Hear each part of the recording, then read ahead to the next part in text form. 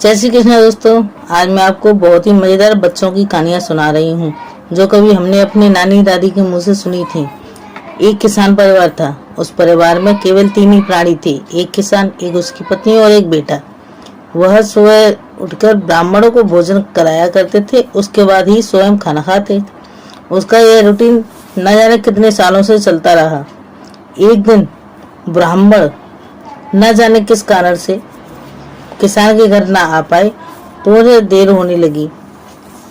किसान ने अपनी पत्नी से कहा कि एक काम कर, जब तक तू खाना बनाकर तैयार रख, मैं चीनी के ब्राह्मण बनवा कर लाता हूँ, उन्हीं का भोग लगा देंगे, उसके बाद हम सब खाना खा लेंगे। बेटा भी स्कूल जाएगा, मुझे भी काम पर जाना है। ऐसा बोलकर किसान चीनी के ब्राह्मण बनवाने के लिए दुकान पर चला गया। पत्नी ने खाना बनाया, फिर ब्राह्मणों का भोग लगाकर तीनों ने खाना खाया। बेटा स्कूल चला गया, किसान अपने खेत पर चला गया।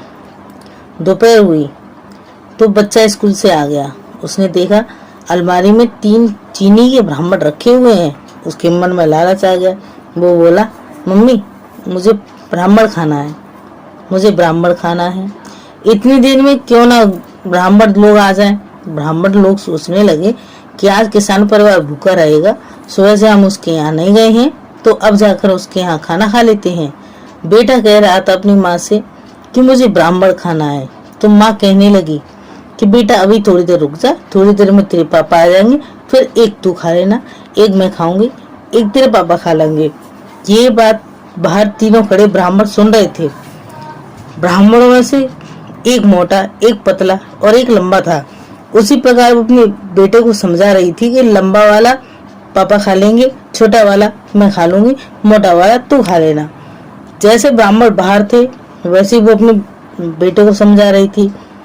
ब्राह्मणों ने जब ये बात सुनी, उन्होंने सोचा कि आज तो ये लोग हमें काट कर खा जाएंगे, हम यहाँ नहीं रुकेंगे।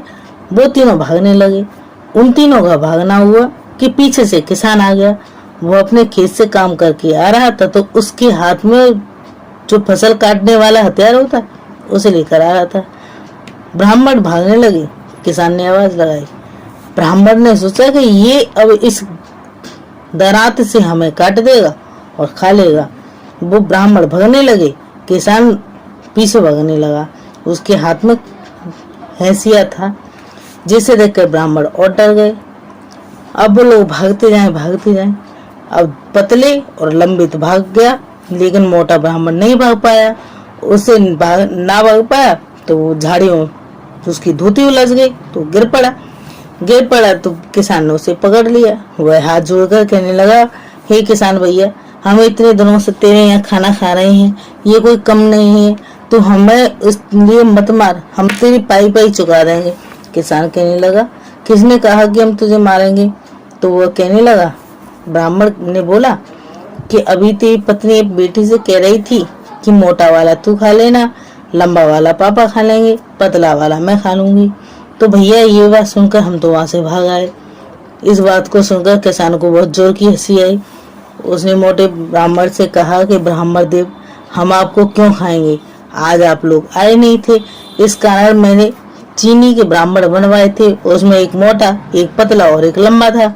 उसी तरीके से वो पत्नी बेटे को समझा रही थी। आप तो कुछ गलत ही समझ बैठे। उसने फिर दोनों ब्राह्मणों को बुलाया और सबको साथ लेकर घर खाना खिलाने के लिए गया।